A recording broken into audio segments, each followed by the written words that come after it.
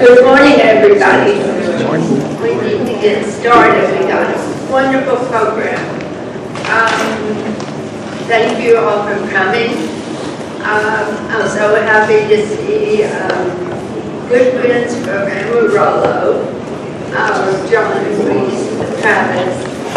I said, I'm sorry.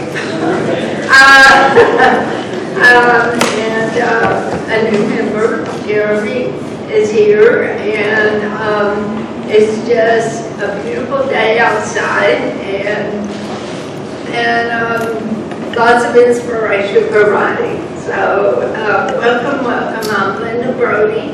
If you don't know my name, I have it real big on my shirt, and it's right side up. Some announcements. The cookbook, Authors in the Kitchen. We have gone forward with that without Rosalind, who I don't guess she is going to head that up, or at least we don't know. But anyway, we've gone ahead with Authors in the Kitchen. Sterling was working on a link for us, and he got that all set up, but I don't know what the link is. Does anybody know? Opera line. Do you? Ma'am? Did you hear from Sterling on setting up the cookbook link? It should be all contained there on the, where you go to the anthology page on the website. Oh, okay. okay. To do the payment, and then the Google links would be right below that. Oh, okay. Okay, just go to our website and click on the anthology page, and you should see how to do it and pay for it. It's going to be $10 for members for 5 recipes, and $20 for non-members for 5 the same. And so we need to get moving on that, because the deadline is going to be August the 1st. But it's nothing you have to write, so maybe it'll go faster. We're forming a cookbook committee, and anyone who wants to join us is welcome. We will make an announcement when we have the first meeting, but I doubt it will be before August. So for right now, we're just gathering recipes. So we just need recipes. We're not going to write a short story to go with the recipes? Yes, we are. We are. Okay. When you submit your recipe, we need like a couple of sentences saying why you chose this, why it's important to you, or some memory attached to it, or maybe it's a favorite you've always loved. But some little story to go with the recipe. Okay. And there's on the link that Sterling set up, it has a field where you type that in. Okay. Good. It's all, you don't have to type anything in ahead of time. You just have to have your recipe. And you just type it all in into those fields on the link. So if you want to join the cookbook committee, I'm really excited about this, because it's a few things that groups do, and it's something that the whole community can share. We write our anthology stories, put them in a book, but I don't know, maybe something that appeals to the masses, like food, will be received even better. It's a fun change this year. Yeah. Why not? I don't. There is no meeting in July, so don't come. You won't see us. We will meet next time in August, the second Saturday.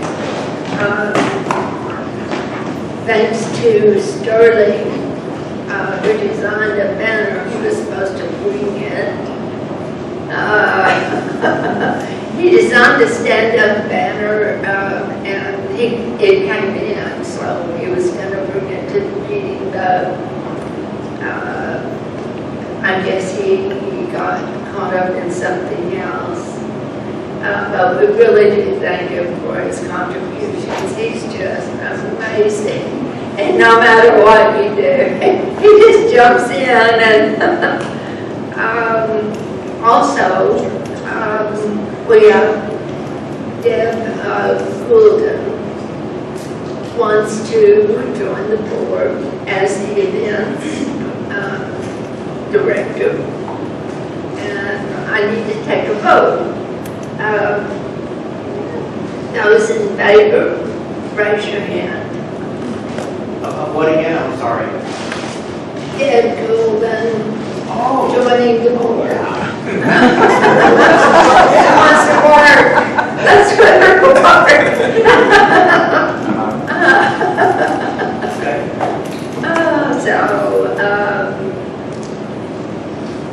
welcome to the board.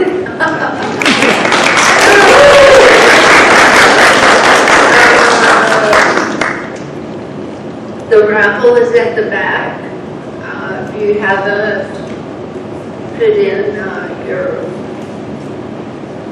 money and gotten a ticket, they're $1 each, $3.50 for 5, and $7 for 10.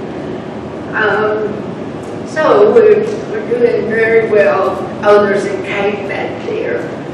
Oh my goodness. And she is such a great baker. So a chocolate cake.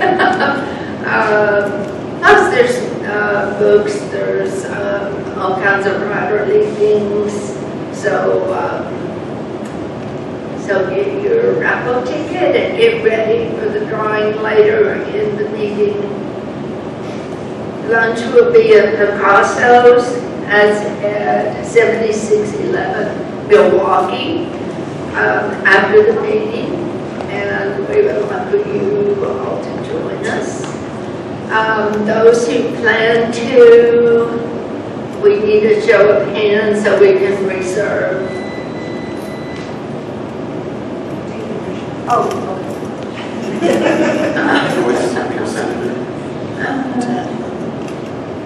We take these guys to lunch too, right? Yes. Yeah, we Yes. We want to It's about 15. Yeah. Okay, so will somebody call and set that up? We told them 14, so we're good. Oh, perfect. Okay, Each week, which is Okay. Good deal. Now we're going to have the author spotlight, who is Mathis Rogers, and I'm really looking forward to hearing from him. I don't know when he started writing, but he is very prolific. He's got a ton of books out, so let's hear from him. Woo!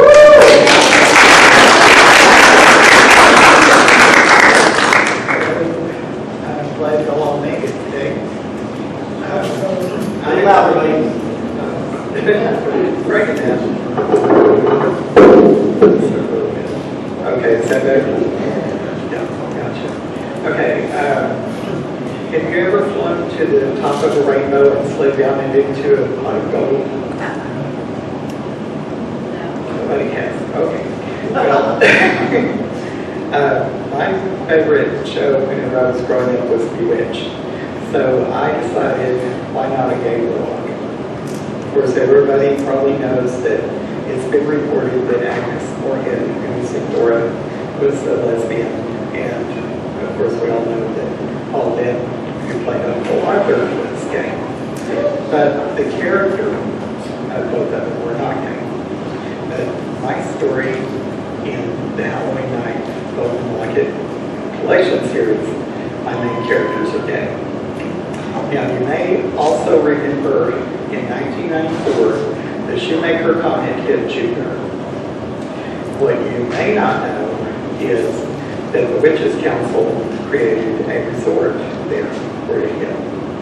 They've got snow skiing, a great big lake for ice skating, and there's a bridge that goes over the lake that takes you from the Moonlight Lounge to the Starlight Restaurant.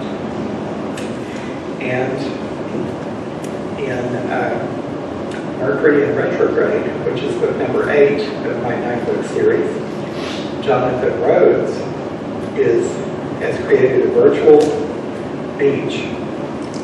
You walk through his closet door, and there you are. And so him and his roommate's fiance's brother are sunning on a quilt floating 3 feet off the ground. And Sterling asked him that. So later, whenever it rained, Jonathan goes to find out what happens whenever he slides down. Well, first of all, if you land in a pot of gold, it's going to hurt.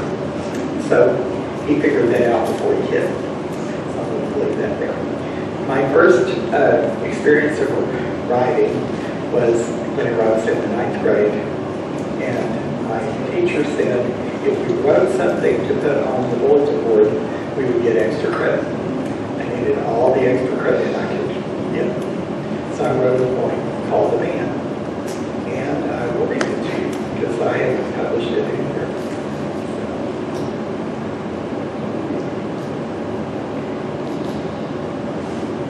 Okay.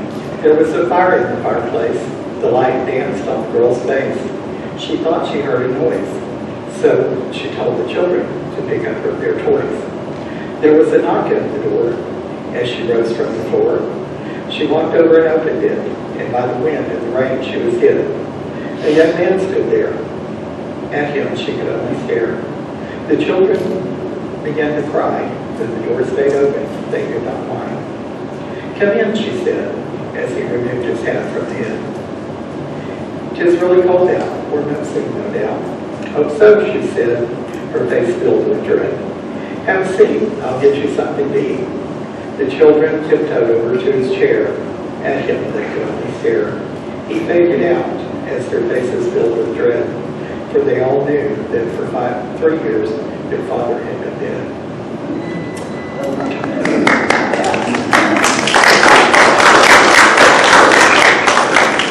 Okay, back in 1995, or 6 rather, the internet came to Plainview, and some of y'all may not realize that there is a time before the internet. And so a friend of mine decided to set up a bulletin, or not a bulletin board, an actual web service. So he let me put my stories for free on his site. And also found a place called Nifty Archives, and it's nifty.org, and they have millions of stories. So I posted them all there too. And I got a lot of readers that would email me. So I had over 100 readers. So it's very important to have your reader base, and so you can communicate with them. In March of 2011, I got 4 different emails from 4 different people around the country. I think they were all just here in the United States, but I'm not sure. And they asked me, why did you change the name of this book, and why did you change your name? So they showed me where it was at, and I called Amazon's plagiarism department, and they immediately took it down. If I wouldn't have had those readers, I would have never known about it. 3 days later, I received an email from the publisher, and she was so sorry. And the guy had told her that he had written it because there was a contract he had signed. So I finally got an email from the publisher, and she really liked that story. My version of it is called Storm, and she wanted it. So I cleaned it up some, and I sent it to her. I did receive the check. It was only out for 4 days before my people let me know about it. So my first check for royalties was $12.96. Yes, I felt good to get them, to get that money. So I sent her the book, and she published it, and I sent her some more.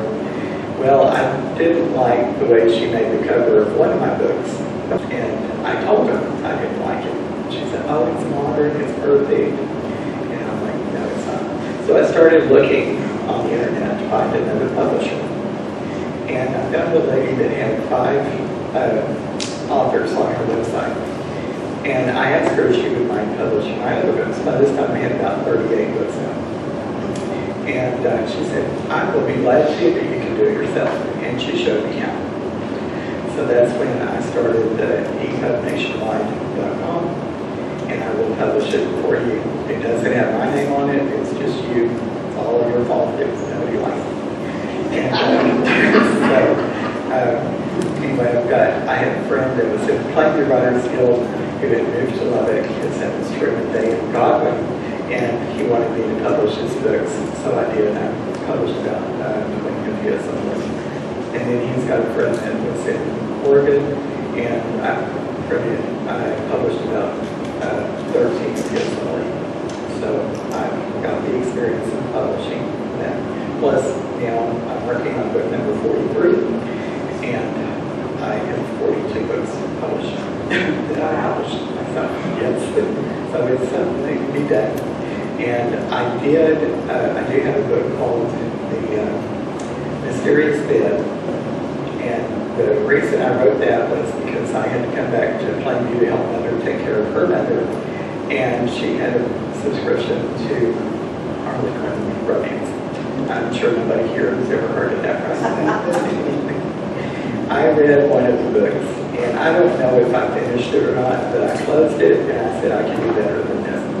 And so I wrote The Mysterious Bed. It was in time travel, and it was also in 1994, and you may remember that Sonny Bono went skiing and ran into a tree or something and killed himself. Well, I wrote this before he did that. So what happens with my character, he goes and he misses a turn and he runs into a tree and goes wacko. So these two guys come along, find him passed out, pick him up and take him to an abandoned cabin and put him in the bed. Bruce goes to get help at the lodge. This was before everybody had a cell phone.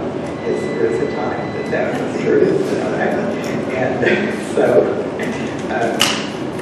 his brother Travis gets some hardwood, takes it into the bedroom, and the bed is made in case he is gone.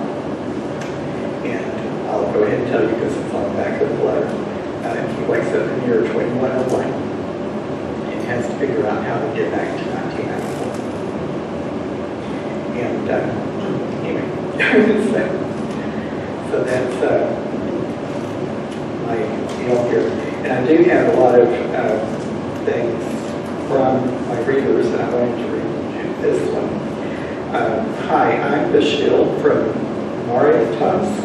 Never mind if you've never heard of that place. It's in the southeastern Indian Ocean, very far indeed from Texas. So that makes me world renowned, right? And then I have one from Lizzie. I love this one. She starts off, it is now by the clock, 4 a.m. I was forced to stay up and read your, time's up. I was forced to stay up and read your work. It's an obsession. I just wanted to say that I think you are a very talented writer and an extreme romantic. I'm guilty of that too. I look forward to you publishing a book or more. I know a lot of people who would love to buy your work. I just want you to say thank you before I fall asleep on the keyboard for writing all this wonderful literature and publishing it on the web. I can't wait for your next story. Yours in depth gratitude, Lizzie. So make sure that you get out there and let people know that you're writing, and give us sign up form for them so they can sign up for your your email letter, and that way you'll have a following, and you write what you want to, and they'll find you.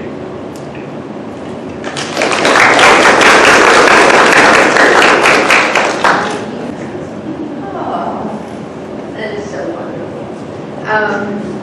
Getting those letters from readers, there's nothing like it. It just fills your heart with joy. It makes you so glad to be a writer. Now I'm going to turn the program over to Kim, who will introduce our speakers. And okay. Just do it. Okay. Good morning. I am Kim Harris, and I'm very excited to introduce our speakers today because I actually contacted them a year ago. I saw their book, and it is so freaking adorable. I was like, you guys got to come speak at our group. And this was the first opportunity they had, so they're very, very busy. Reese Jon Traves are a wife and husband, author, illustrator team from Amarillo, Texas. They have a picture book, Wander New York, Prince of the City, that has received good reviews from Carcass, Book Life, and readers. They also run the Etsy featured shop, Hello Small World, which, check it out, they've got some equally adorable stuff on there too. Hello Small World is seen in Frankie Magazine. So please join me in welcoming Reese Jon Traves.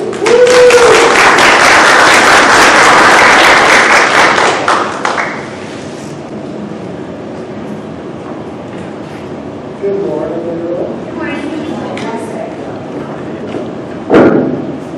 Hi, good morning. I'm Reese. It's I'm John. Thank you all for having us today. Oh, we need to hear this then, so we don't change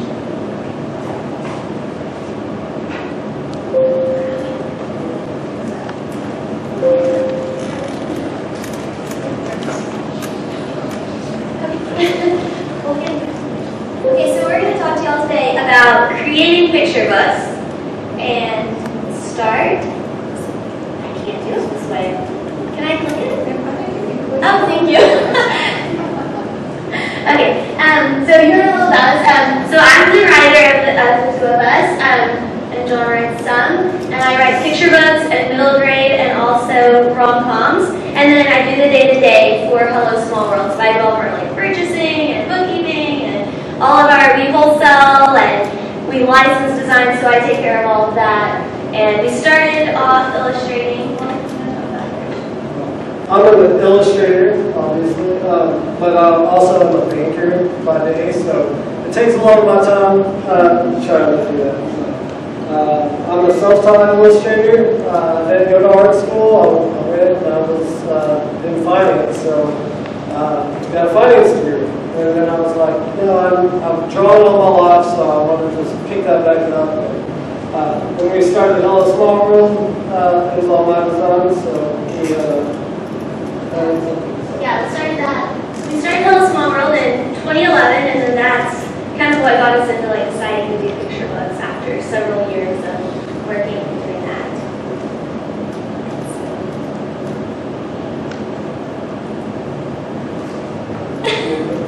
Which one did you just click?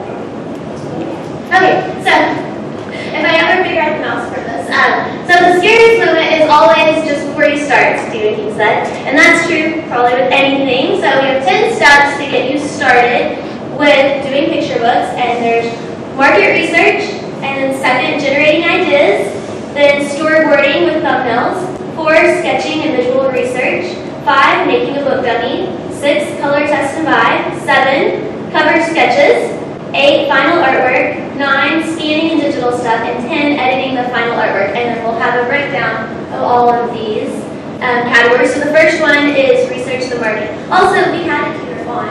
I know you probably don't care, but we didn't think about that it wasn't going to be on this computer until the last minute, so.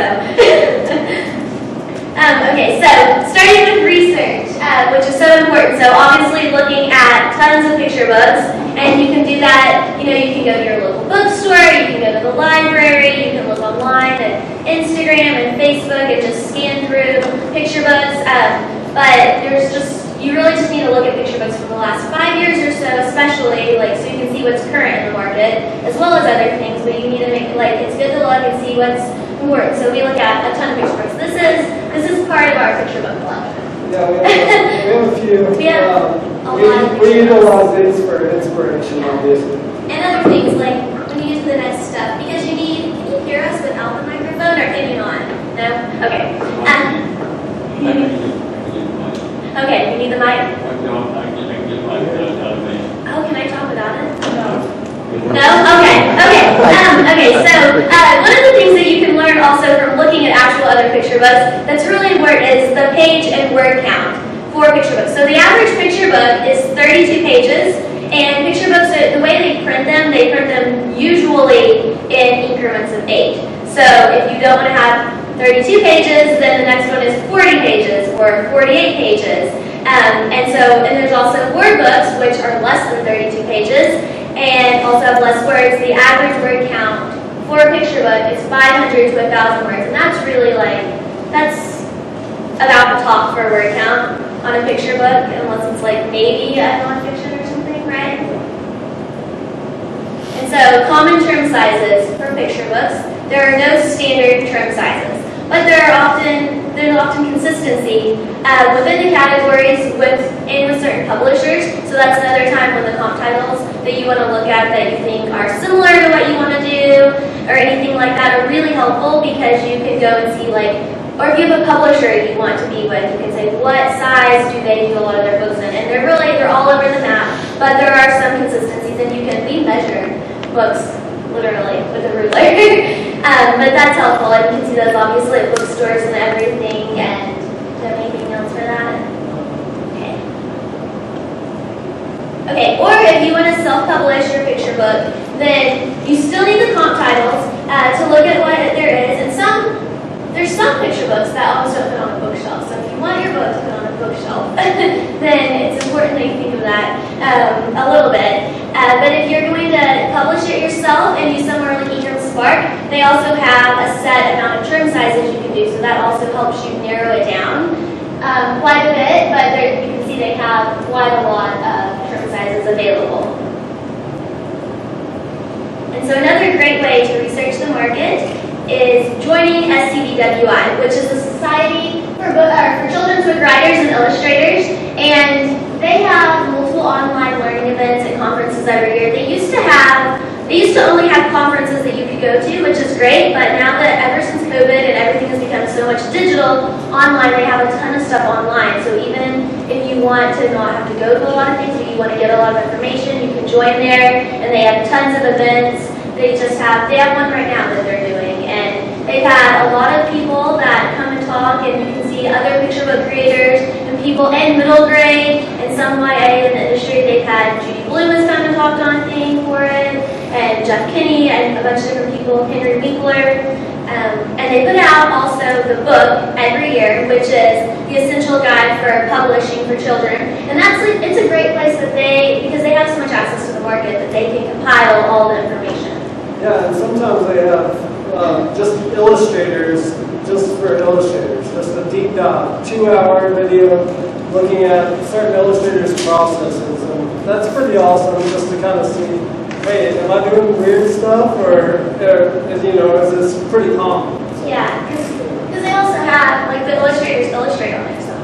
Yeah. They do, intensives and stuff, too. But Judy Bloom was good. She talked It's about really her good, process yeah. and how and talking about their stories, so it's useful information. And number 2 is generating ideas.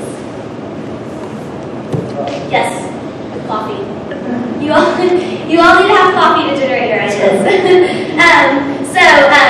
For this, obviously, you can generate your ideas using words or illustrations or both. Since it's kind of it can be collaborative, or if you're an author illustrator, then you obviously can do the words and illustrating yourself, or you can do the words and then find an illustrator. There's so many different ways, but great ways to generate ideas are from sketches. You could just start by sketching some ideas out and see what you like and what you think from that. Or you can base it on an existing illustration you feel has a story, and you can just start from that as your jumping off point. Or a story concept that you want to have a book based on, and then you can go from that, or even just a title.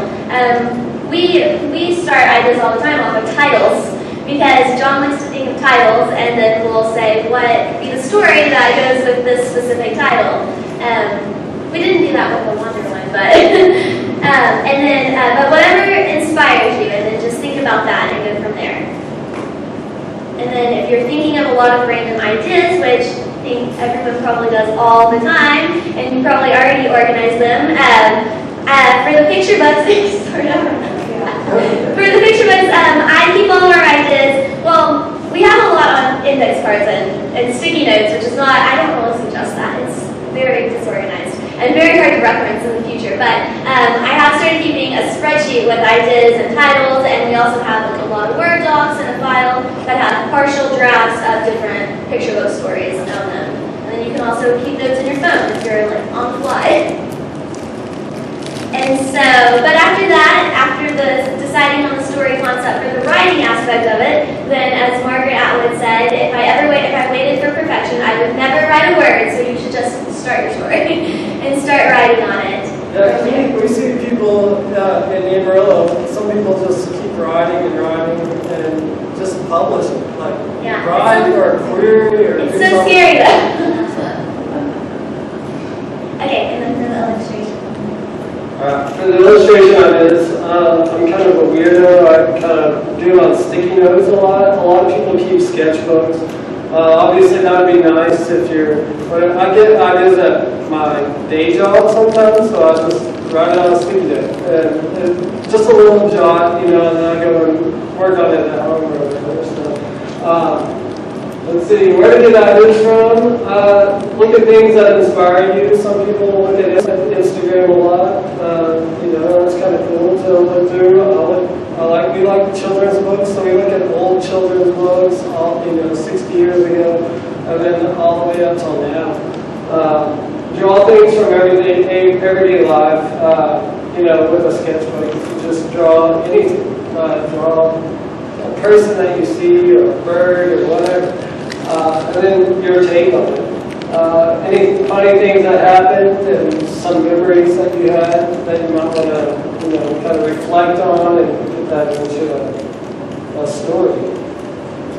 So we're going to talk about storyboarding and thumbnails. So for illustrators out there, how many are illustrators out here? One? We got one, maybe two, three? Okay. All right, and I know Sterling, we talked to Sterling and thumbnailing a picture book, you kind of want to have a good guideline to what you do, but you don't want to spend a ton of time sketching a book. So doing thumbnails is a good idea. They're tiny, put on an 8.5 by 11 piece of paper, whatever. It's just rough sketches. You don't have to have the whole layout necessarily planned out, but you're kind of making room for text. That's the biggest thing whenever I first started, got to make room for text, right? She had a lot of words and I got to have room. But that saves you time. After you learn that, it saves you time when you have to illustrate as much. So that's a good thing. You make notes, and then there's spreads whenever you have 2 pages that are a whole full illustration, that's a spread. The spots are the individual ones where you see like 1 or 2 or things like that. So sketching and visual research.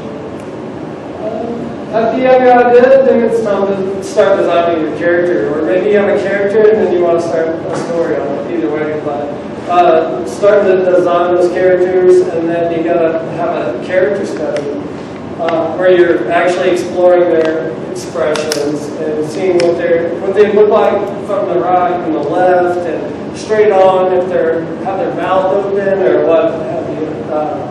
Looking at photos can help you with kind of poses and things like that for any illustrators out there. And then also, I make Reese pose for me if I have a character and I'm like, I I want it to be like surprise. Give a certain expression. You know, if I can't find it online, I'm like, hey, can you just pose just like this? 'Cause, I just want to, you know, I'm good reference. I'm not drawing her necessarily, although that's her on there. So a character study. This is not a character study, kind of. I didn't do every spot, but this was for a couple pages in the book, and that we'll show you on the next slide.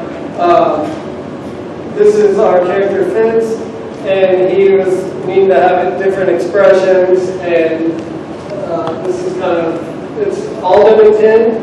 I'm a pen and ink guy. Some people do it in pencil at first, but I'm left-handed and I tend to push my hand all over the page, so I don't like graphite all over my hand. So I do pen and it gets a little smudgy, but it's alright. Let's see, so we got the prior one, and then, there we go. So some of those right there, and then that's from the book. So he gets lost in the subway and he's freaking out, so I make him freak out a little bit. So that's a spot where it has 3 slots on there, and then he can't find his way in the map, and then he finally finds the solution. So we actually wrote this book. We got inspired because we went to New York. We actually eloped there. So it's kind of weird. We're from Texas, raised in Amarillo and everything. Then we decided to fly to New York and get lost on the subway. And we did. We got lost in Brooklyn. I've never this express trains, if y'all have ever been there. And you miss stops. You think you're on the next stop, but you don't. And so we ended up being in Brooklyn after we thought we were like going down to Lower Manhattan, and we just kept going. So we're like, do we stay on or not? We got to the end of Brooklyn and we came back, thank God. We didn't know where subways go when they get to the end, so they do have an end. So anyway, so that's where we got this story from. So this is another little spot in the book. I thought of a phrase for our Hello Small World shop, wonder often, wonder always, kind of philosophical, like, you know, wandering around and to always wonder. So that's kind of what inspired the book as well. And so getting, like photo referencing is what I was talking about right here. So I knew I wanted a kind of a vintage vibe for his room. He's a cool fox, so I wanted him to have an Eames chair kind of thing. So I already knew, I pictured it, but then I kind of wanted to kind of reference something on it. And then I had a little guitars, and then a vinyl record player. I'm into vinyls now, and so I kind of made him what I envisioned myself as if I was a fox. All right, so this is from the anthology that we did for the High Plains Writers. I illustrated that. My idea, the prompt was it was kind of different because I kind of been more, you know, illustration based, and a lot of them in the past have been more photo centric. But I wanted to kind of make it take. We got a survival prompt, and I was like, what am I going to do? I'll do children's books. I had no idea what I'm going to do. But I thought of Little Red Riding Hood, and I wanted to make a different take, an updated take on her, so I put her in a hoodie. And then obviously the wolf, but I wanted to say, hey, she survived, and I'm riding on the wolf. And so the bag is kind of like a different, it's kind of like cave drawing kind of thing. So I looked at some cave drawings just on Google. There's some wolves from Twilight, those are ripped. Twilight, but I wanted to get a good, just like kind of a good vibe for it. And then that's just Little Red Riding Hood, but you have that picture in your mind, and then I just wanted to update it a little bit. So after thumbnails, but before final art, you're going to do your sketches. You got your thumbnails. Now you can start looking at, hey, you got your character kind of laid out. Let's start sketching scenes for the book, and they're going to be more detailed and larger, obviously. But you got to also think about that text placement because so this is just kind of a it's a rough sketch, but it's a kind of a finalized rough sketch of the book, and I was just wanting to find out how to place this text. This isn't even finalized text, but I knew it was a big chunk of text. It's narrowed down since then, but this is kind of how I would do it, kind of have a physical copy, kind of like what I'd want to see, and does this look right? Yeah, since we work together, sometimes we change the text at the very last second too. We just space it or all sorts of other things. We change it all the time. Okay, and then step 5 is making the book dummies. So the book dummies. We're not calling y'all book dummies. Have any of y'all made a book dummy before? Okay. So a book dummy is, because there's pictures and text, and it's small, because obviously making a book dummy for a whole novel is like printing a bunch of pages. But, so it's great to use, especially to check for page turns. And just to see if like the page turn, like it has the effect you want every time, because when you're reading it in text, it's hard to necessarily picture it as much as when you turn the page. And then you can also look at obviously the overall look of the book and everything. And is it what you envisioned it to be? And the book dummy is actually a physical little book that you can make, and you can take it and you can show it at conferences and anywhere that you're meeting people that you want to talk about your book before it's finished, even if you want. And then there's also a digital book dummy, which is what you use to query. Usually, people used to send in actual book dummies, but now that everything's going digital and everyone wants to have their submissions digital, so you would make a PDF one to email to like agents and everywhere when you query your book. So if you want to make a physical book dummy, this is how you would make it. You would start with a 8.5 by 11 inch sheet of letter-sized paper. You would take 4 of those and fold them in half, and then cut them to get 8 sheets of paper. And then from there, you would fold those in half so that you have 8.5 inches by 5.5 inches. And you can staple it, you can sew it together. You can get really fancy with it if you want. Like if you want to make it fully binded, you can. But it's not necessary, and that would be 32 pages. And you can do this with your rough sketches that you've done that are a little bigger. You know, you have like almost the final size or closer. And you can put in the text. You can have the text.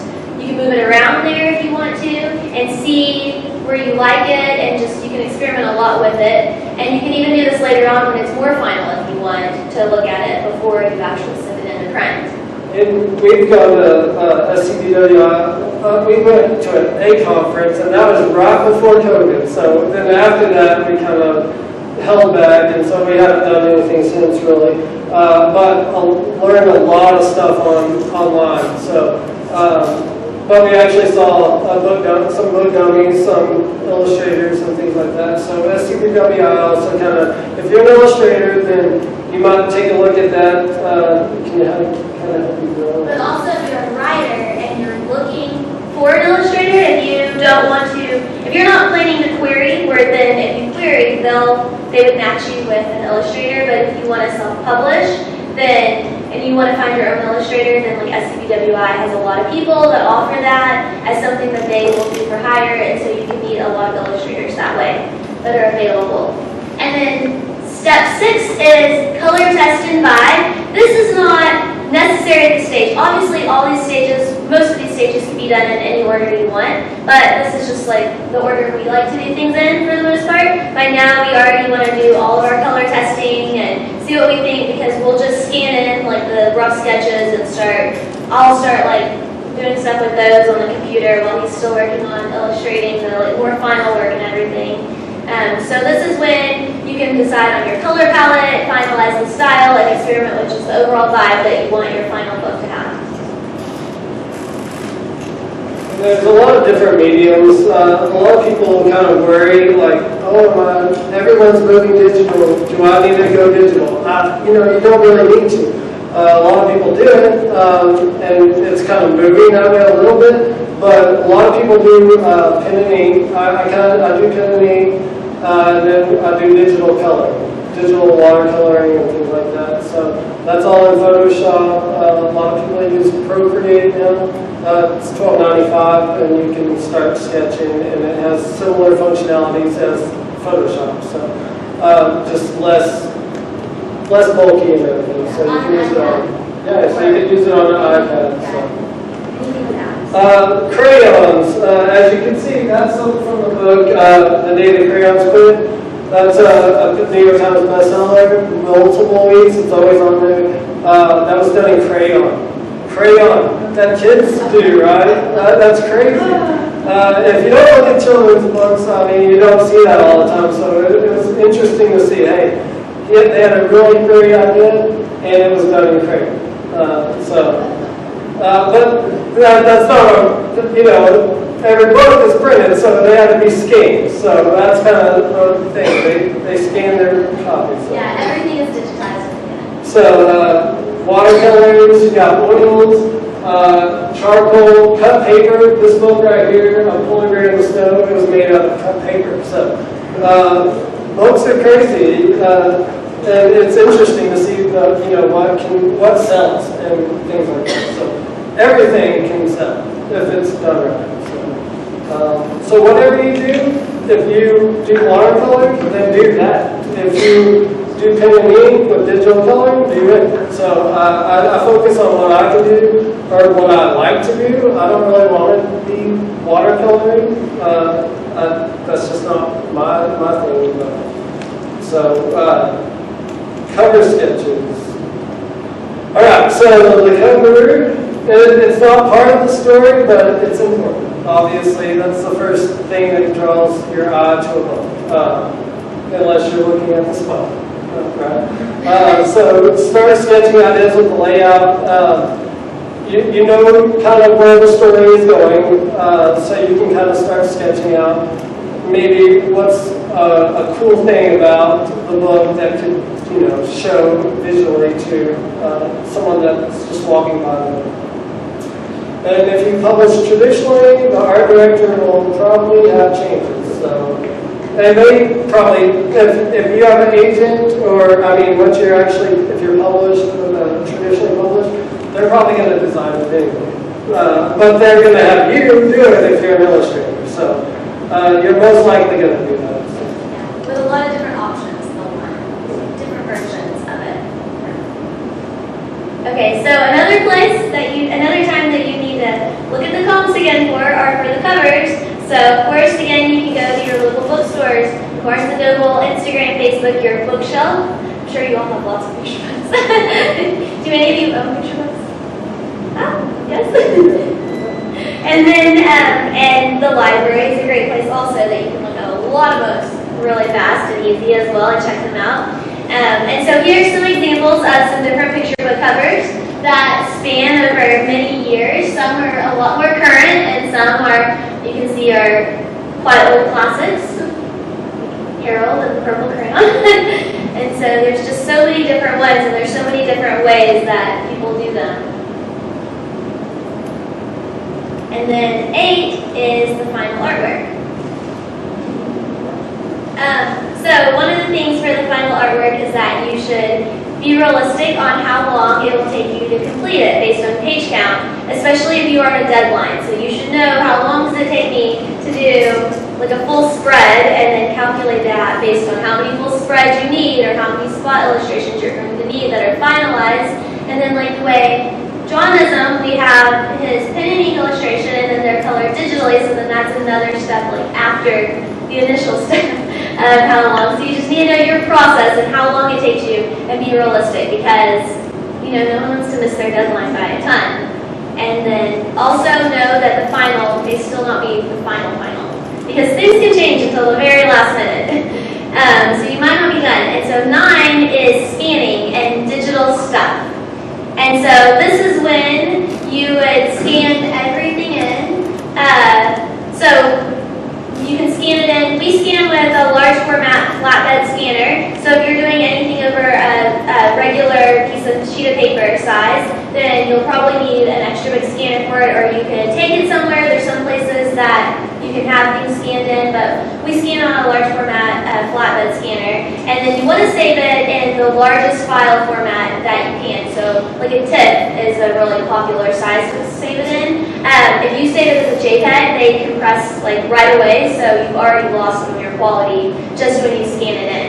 And then you can, one of the things that's nice, and maybe not so nice because it's time consuming, is that you can clean up your files digitally in Photoshop or another program. And so once you have everything scanned in, you can color correct, you can make changes, like we've made some extreme changes. The next slide has an example of a big change we made on one, that you can make all these changes. And sometimes you'll scan those in if you're going to a traditional publisher, and sometimes they will want original artwork. And if you do like painting or something, sometimes you would scan all your paintings in and have to color correct yourself, but sometimes they might want you to mail them to them, then they would color correct and you would save a lot of time. And we don't know this always because of our process, right? We do it all, whatever. But we learned some of this through CWIA. Yeah, about mailing it. About the people that are doing big paintings on like kind of large boards.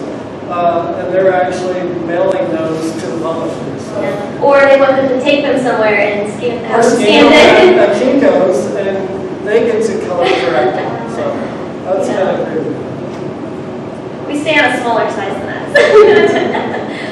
Okay, so this is one that, so originally, John did this one, and then do you want to describe it because you did this lots. So this is like a Times Square kind of thing, and I envisioned up at where the big dark spot is, right?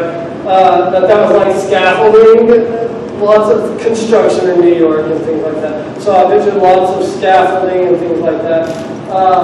But that was not enough room for the words, and then we decided to move it, so this is kind of like what we did. An example of changing it digitally and putting it. Yeah, so we scanned that, that's my original illustration, just pen and ink, and then over here is the final, and you can see that we put an actual building with windows and a little color right there, because we moved, this isn't even the final yet, is that it? Yeah. Okay. Because then we also, we moved our fonts on the bike, we moved them over, so that's just us doing post work in Photoshop, moving them over, and then we put the font, or the text right there, and then we have a little spot text in various locations, so we had we thought that was better anyway. By the way, it's self-published, so we wanted to make it as cool as, and kind of try to make it where, you know, a publisher would want to pick us up, because that's why we published ourselves at first, is because we wanted something physical that we could give to agents and publishers and say, hey, this is what I do. So these are, yeah, there it is.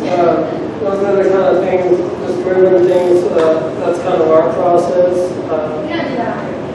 No, we try not to do that on every page. It's a pain, because then I have to redraw a spot, but, you know, some people put tracing paper over, and you can do that, and get the exact, but even then, the scanner can be a pain in the butt sometimes. But it is nice to have the option.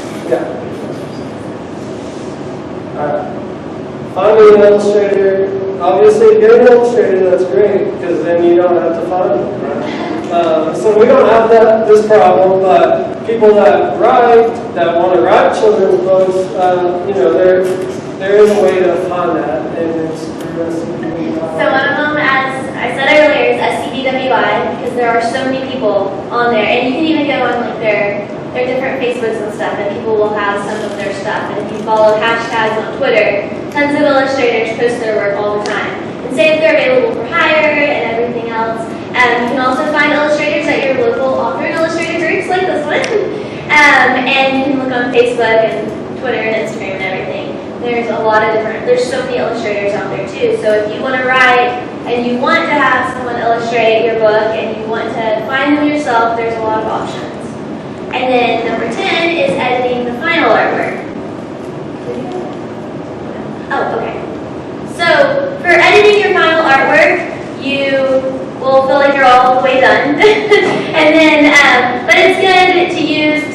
proofs, to print off a proof. So like, you can either, like if you're getting it from a publisher, they may send you it printed on the exact paper it'll be on and like show you where the folds will be, and they'll look at it and tell you stuff. And if you're doing it yourself, you can print it off on, we try to print it off to be the closest in color matching as it'll be to the final one. And then you can look at each page, and you have to do all of your illustrations with a bleed. So, but whenever it's printed, it's obviously going to cut off the bleed.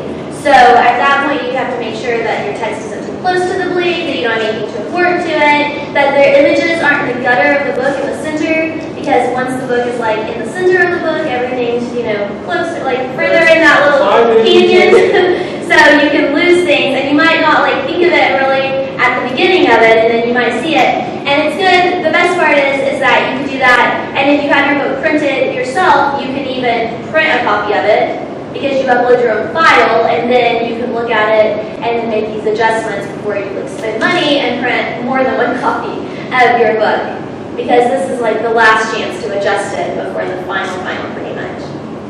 Before it's available, you can adjust it before you even have your publication date, so that no one can actually buy it before you've made these changes to it. And so, as Beverly Clary said, if you don't see the book you want on the shelf, write it. So, that's. And then there's 3 ways to query your picture book. So with your query letter, if you're doing it as an author, you would query your manuscript without any artwork. And since it's such a short thing to have a picture book, they want the entire picture book queried to them, not a little bit of it. So you would send all of that, and sometimes they want it in, you know, within the email and just different ways. So just look at what they say are their rules for everything. And then if you're an author, illustrator, or a team, then you would query with a book dummy usually. And so that would have the art and text included. And you don't need to have like you don't have to have a final book. You can query a book dummy with your rough sketches. Just like if it's your first one, you probably want more, like a little more refined rough sketches, more finalized, but they don't have to be final where you've like done the very last one. And then you should have, everyone says that you should always have at least like one full spread that's fully done, final art, fully colored, exactly how you actually picture your book would be for every page, so that they can look at that and see what you would have your book look like as the final book. And then some just at least one spread. You don't have to do all of it. and then people that have tons of books can query with thumbnails and things. So, and then if you are an illustrator and you want to illustrate picture books but you don't want to write picture books, you can send your illustration samples to be matched with an author, and pretty much like lots of people look for that. So that's a big popular thing to do. And then if you want to self-publish your picture book, the 2 places that we used were Ingram Spark and Kindle. And so Ingram Spark, they'll let you do a hardcover and a paperback, and then they distribute to like Barnes & Noble and Target, and it goes on to Amazon like easily and ships quickly and everything. And you can go to actual bookstores and libraries to buy off of there. So we chose to use Ingram Spark for our hardcover and paperback. And then actually Ingram Spark can now do ebooks, but whenever we did ours, they couldn't. So we did the ebook through Kindle, but I think that works great. So, and if you want to do an ebook for your picture book, we didn't cover that, but that's like another whole thing. You can do an EPUB. I think you use that for every ebook that you do? So that was another learning thing. There's online programs for it. You can also do it through, I think I did ours through InDesign. Adobe InDesign to do our EPUB. Yeah, what's hard about that is that we have big files. Once you have art and you got full color and you got 32, 40 pages, that's hard to get crunched down to the EPUB file that they want. So she had a hell of a time. A lot of experimenting with different resolution versions of it and everything to try to get it to look the best we could, but be a small file size for sure. So that's the other thing. But now they have, I don't know if y'all know, but we didn't know about it, but that Kindle, that now if you do paperbacks through there, they will distribute them if they qualify. You can get them distributed through bookstores. Has this been for a long time, or because I don't remember seeing it before. So with Kindle, they didn't used to publish, That went off whenever we got I did not do it, but promise it'll come on. yeah, Kindle used to not distribute into bookstores, and now they're saying that they can do that with their paper. And libraries, yeah, with qualifying paperbacks. But they still don't have it for, they don't have hardware. And then formatting to self-publish. So, you can obviously go on to wherever you're going to do it through, but if you go to Ingram, they have this cover template generator that is the first thing that you download, and you enter your ISBN number, which is optional, but if you want to try to get into bookstores or anything, you need it. You put in the trim size you've decided on and the price, which is also optional, but also needed for bookstores. And they will email you the template that you'll use, and then you'll open the template in your editing program, and you'll put your artwork with the bleeds. They have it like all set up with the bleed lines and everything that they want for their requirements, and the spine and the size it has to be based on.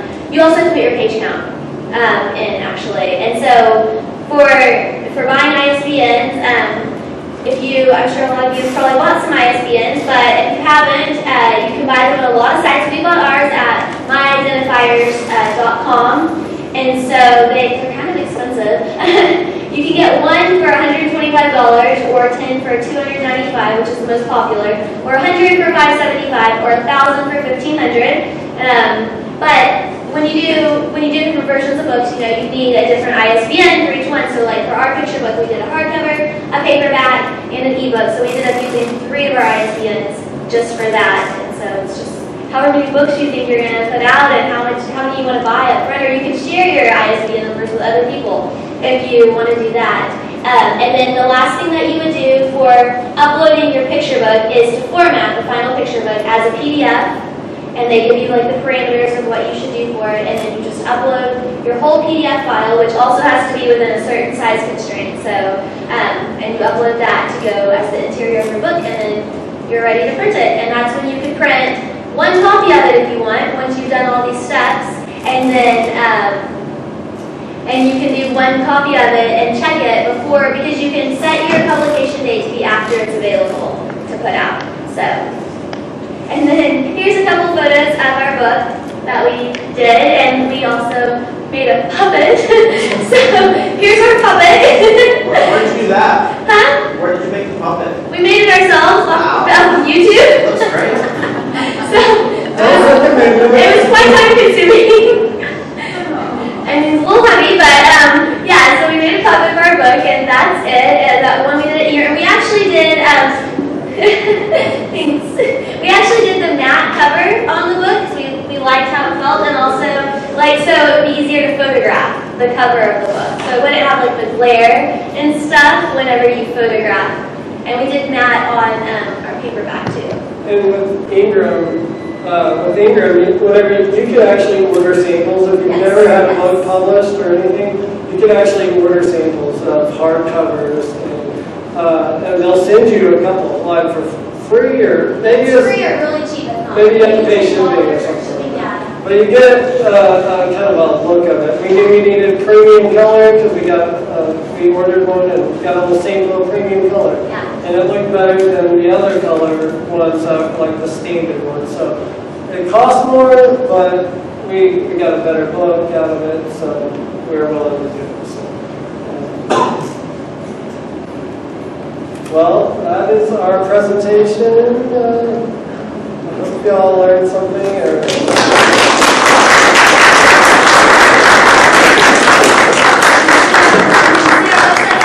follow us if you want. We'll follow you back. So, anybody have any questions?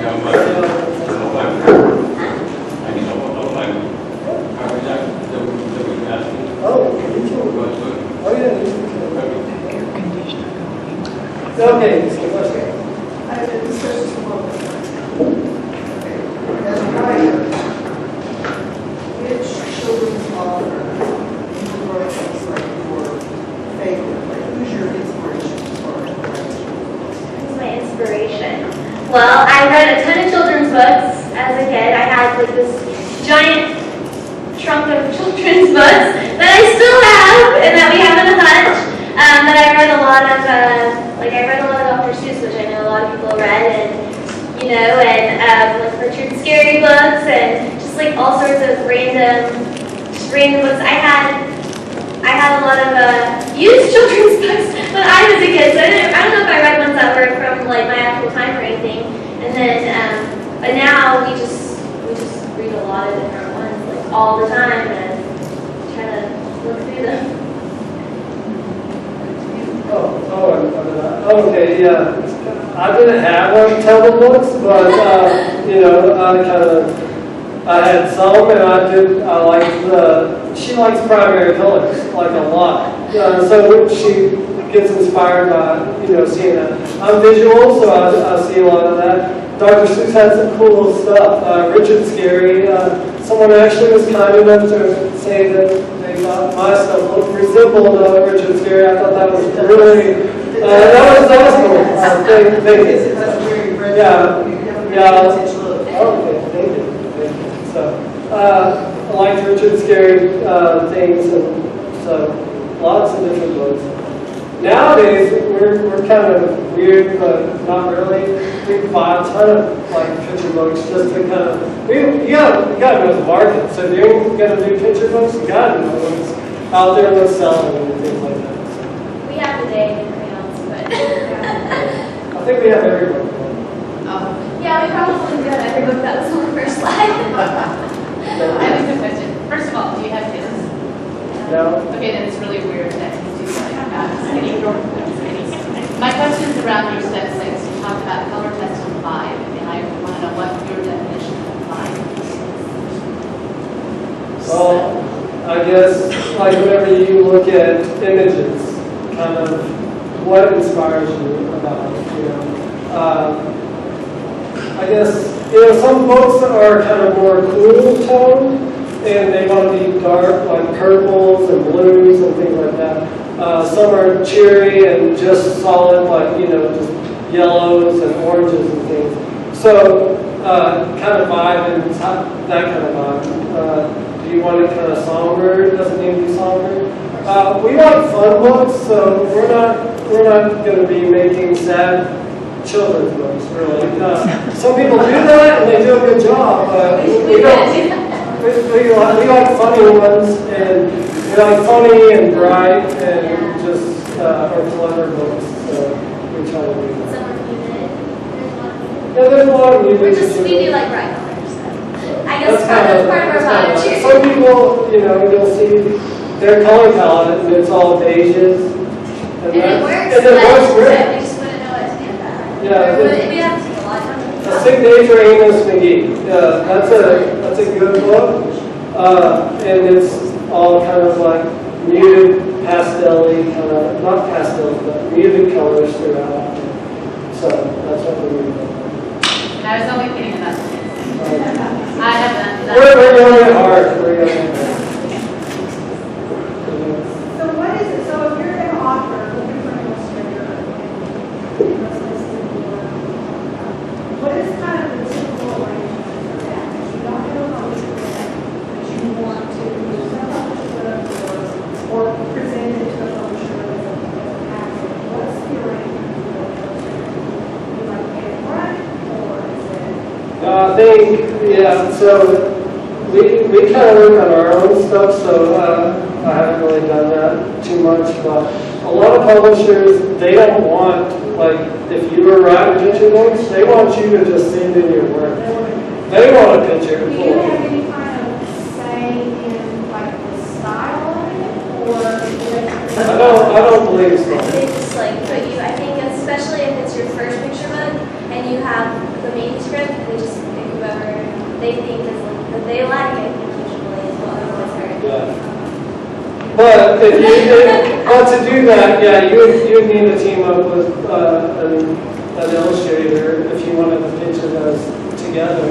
And then, you either meet them in the arrangement, you might pay them, it depends on how they charge. They might want to charge per page. A lot of illustrators work just if they're, hired by the New Yorker or whatever, they're only being paid per spot or whatever. So they might charge you per spot, they might charge you for the whole thing. I guess you need to check with them and how long it takes. So otherwise, it's probably better just send in your manuscript and probably get it up. But then you don't really have any say into it. Really. So. But we've heard from agents and from publishers that they really they like to be the ones that team it up. They're like, hey, there's this illustrator out there. I think they work great. They get a lot of submissions from illustrators too, and they can keep those like kind of in their files of illustrators easily, so they have a lot of people they can reference and say, oh, I liked this illustrator, but I've never found a book for them. And I think they like to probably going to do that, like match people up sometimes. How did you settle on a box? How do we sell a box? Do you know? For Hello Small World, we did I just knew I wanted to draw kind of cartoon characters. So we, I think it was probably 2011 or 2014 or something, we had our first Jaunty Animals calendar. That's not really for kids, it's really for adults, for like on their wall or for like their desk. I'll put it on my desk at work. So a lot of people kept contacting us, and we sold out, and we keep selling it every year. It's like an annual, and foxes are one of the best sellers. So we make that into prints as well, and foxes tend to do well, and that's why. Sometimes people have the last name foxes, and I cards and foxes. We see too. How did you settle on the trim size? Trim size, we looked at, for this one, since it's more of a travel-based one, we looked at other ones that went to different places, because it's kind of the closest genre to it, and they all seem to be about the size. And we knew we wanted high to be New York, so it's high. Oh, that's a good one. And so, there's books like Pete the Cat, even, and it was about the same size. Oh, okay. Some other travel books, but we wanted to make this one into a travel book that was like kind of based on reality, like a little bit. So we've been there, we know, we've seen things that are kind of cool. So it's just our take on it, and then like a real story about being lost kind of thing. Do you have another water book in the works? It's in the works, but so I did go to a conference and I talked to a big art director. So she really liked my stuff, but she didn't necessarily want a travel book because that's just not what her imprint. So I was like, I don't want to, say, oh, I'm only in travel. So You just wanted another I travel. didn't want to do that, so I said, no, I want to work on something else. So we have probably 10 projects in the works. We got one that's almost done that's not travel based, but the next one is we have one and it's planned to be somewhere closer. We have another one in this series that. And I have to reschedule. We're all in the rough sketch phase, so. Yes. Yeah.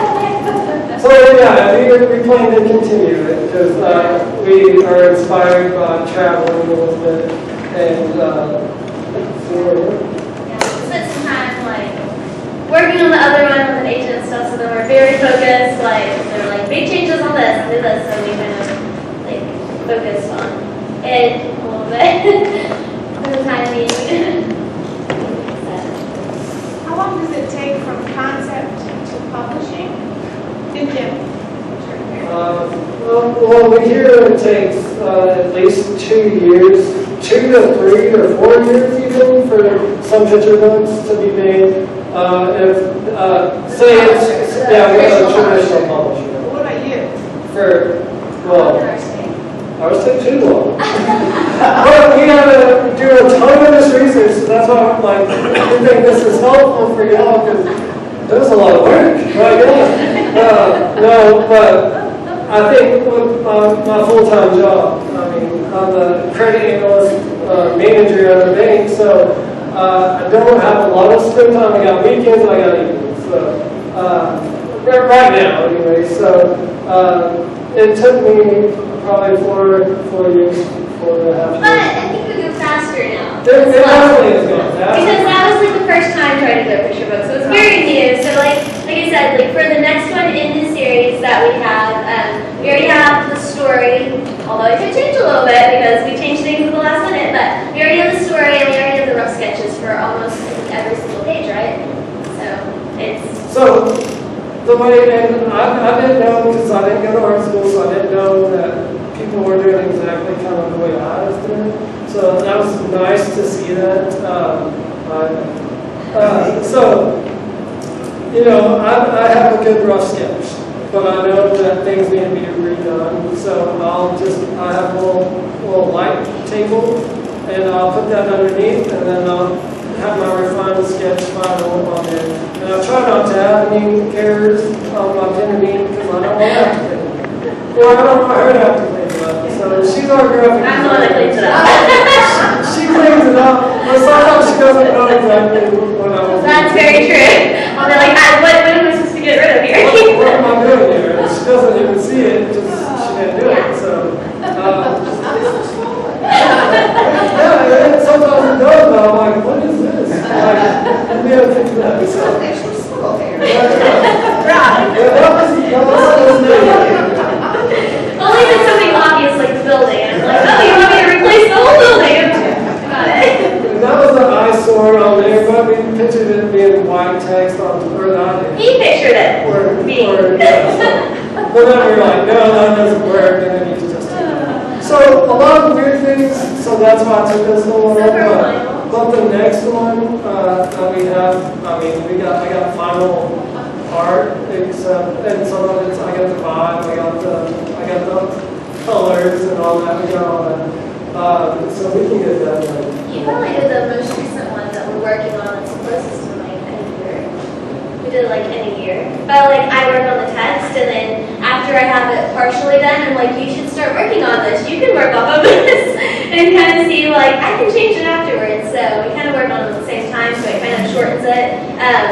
Then if you like do the manuscript and then you submit it and then you take it to a publisher and then they take another 2 to 4 years for the illustrator to do the work. So probably like 2 years for the illustrator to illustrate it at minimum, I guess. It seems like it's about. It sounds like they kind of go to the last minute and they're like kind of working on it, you know, because they kind of also have like their marketing department thinking on it and stuff, but I think they work on it for quite a while before they go to print.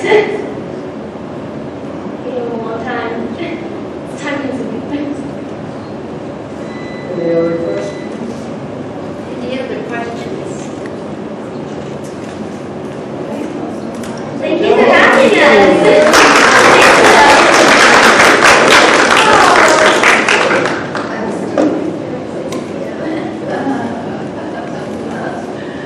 Thank you, thank you. Kim is so good at bringing quality programs, and we owe her a lot.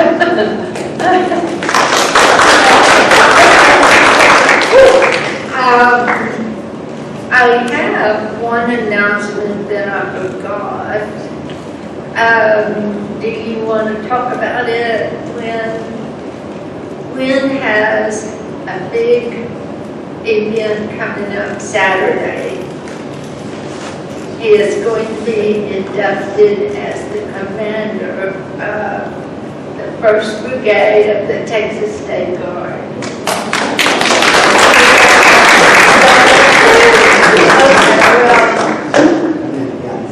It's Saturday at 11 a.m. at the Texas Army National Guard Center. That's on Regis Street. Sure. Come on, get up here. Thank you. Just a point of clarification, I came here to Lubbock to work and meet somebody who could help me get my work published, and I found her at the library. But I never thought I'd get involved in other things.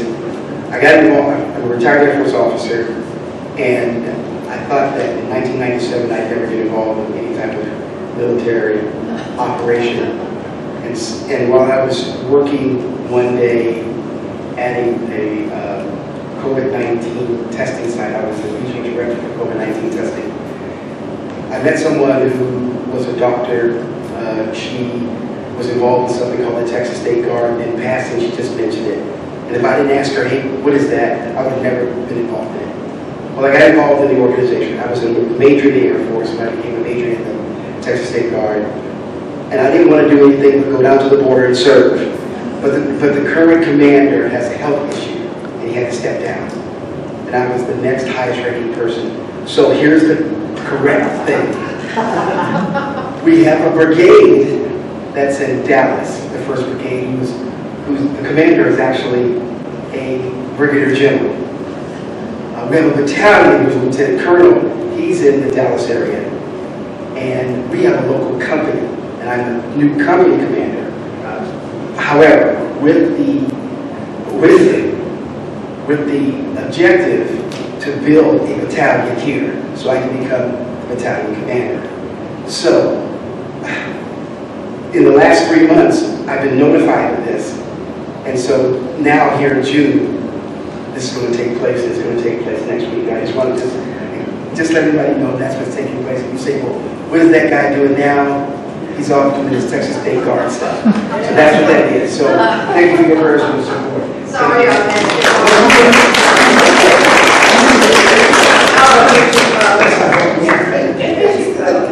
What time is it? It's 11 a.m.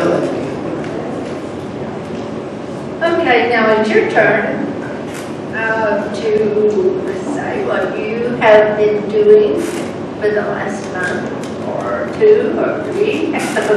So, who would like to tell about? Do you have news? Okay, Jeremy. I got a new account, and I brought some copies, and if anybody's interested, just let me know. I got it right here. And they sell for $14? $14, yes. Okay. He has some copies to sell if anyone's interested. Everybody wants to see it. Yeah, hold it up, we want to see it. Yeah, hold it up. Tell us what it's about. Right for children and teens or teenagers too. And my newest one, this is my newest one. I don't know if I did already see it. But it's a sci-fi. It's sci-fi, a little bit of paranormal stuff. I kind of like it. Never really see it. It's like we got this down. It's like a middle school, and all the teachers are like are trying to turn the teachers to learn something study about monster life, and so they're like they're trying. They kind of don't. It's kind of I don't want to give much away, but there's lots of surprises in it. So yeah, I write short books, basically short books. I can if I work at it hard enough, I can have a new one out by the end of the month. But I'm still working on some kind of marketing for it. And it's just but it was a lot. It was just a lot of fun. There's lots of cool stuff happening. There's just 2 main characters, and one kid just moved to a new town, and he's trying to like fit in and trying to make kids, our big friends, our big friends, both kids, and but we got all these like I don't know, it's like all these like you'll go it's like the Lost Boys a little bit, kind of, and a little bit like my teachers in the union. I don't know if y'all do know about Bruce Scoville, our English author, I guess. I don't know if he's still writing, but it's where he came from that. But it's just like it's a lot of fun. I would recommend it. Congratulations. Anyone else? I wanted to, okay, so we have several critique groups in that we, pro members from this group, and also non-members of the group, so we said like critique groups. Our critique group meets the first and third Tuesday of every month at the Lubbock Library at 6:30 p.m. And we would welcome new members. We really good, positive, encouraging atmosphere for the most part.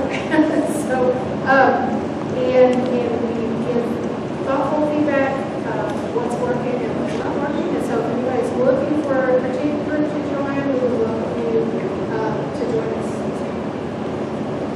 Good. And you still have your critique group? We will be the second and fourth Thursdays of every month at Market Street on 19th Street. And yes, we are still meeting. I miss some of you guys. I haven't seen some of you faces. Oh. So we have everybody back. Great. We do have a list on the website, right, of all the different critique groups and what they need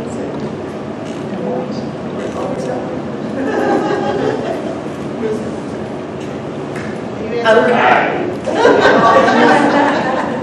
We all need help. Fridays, anytime to help. Check the website, girl. So, one of the great things that I love about it is that it gives me, like, we need deadlines sometimes, right? Life is busy and we want to be writing, but when I know I've got to get my stuff ready to turn in for critique group, or, it really helps me stay on track. anyone else? Oh, okay. My first novel, I got a contract with Ford Books, which is incredible villain. Release it in hardcover December. Woo!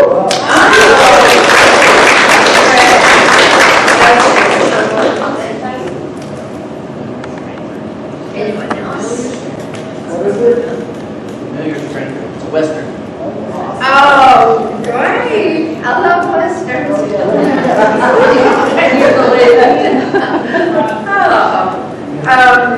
Anyone else? Oh, DK. I'm so excited about your book being #1 on Amazon. Well, this is it's a novella that I wrote during 3 surgeries this year. And all but in between my big books published traditionally, I like to write small and keep my name out there because readers forget so quickly. But yes, it was #1, and it has 110 reviews already. Wow. I think it's only been out almost 2 weeks. What's that one called, Linda? What's it called? One Shot at Love. Okay. And it's part of, I belong to a blogging group called Petticoats and Pistols. And so we had this idea for all of us to do a series called the Pink Pistol Sisterhood. And this pink pistol goes from book to book.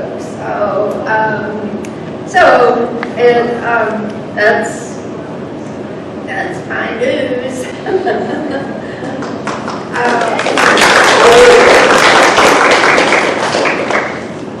Now we're going to have the raffle. Okay. We're going to have the drawing. So anyone need to put last minute? Okay, I got everybody's money. Okay. There's no meeting next month.